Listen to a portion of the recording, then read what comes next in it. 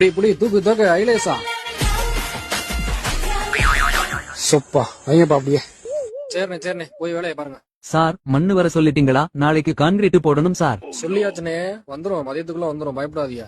என்ன வர்க்கீஸ் போட்டாலும் மண்ணு எப்ப வரும் மண்ணு எப்ப வரும்னு 10 தடவைக்கு மேல கேட்டாரே.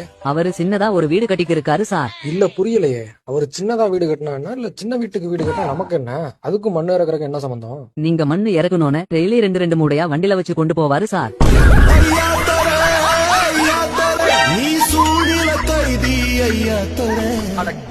எப்படி இந்த மனுஷன் எப்படி ஆயிட்டாரு பாத்தியா? எல்லாத்துக்கும் காரணம் இந்த முட்டாபேதான்.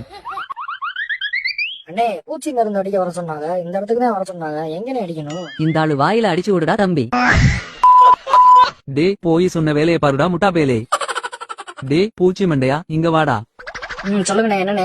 டே இவ்ளோ நேரம் ஓனர் நின்னாரு, அப்பெல்லாம் வரமாட்டியா நீ? இந்த லூசு பையன் நிக்கும் போதுதான் வந்து அட்ரஸ் கேப்பியா? அண்ணே அவர் ஏடிஎம் முடியா பேசினா நான் என்ன பண்ண முடியும்? சரி சரி விடு. நிஜாம்பாக்கா வச்சிருக்க பையில? இல்லையண்ணே வாங்கிட்டு வரலையே நிஜாம்பாக்கு. அண்ணே எங்க அடிக்கணும் சொல்லுங்கண்ணே, மறந்து.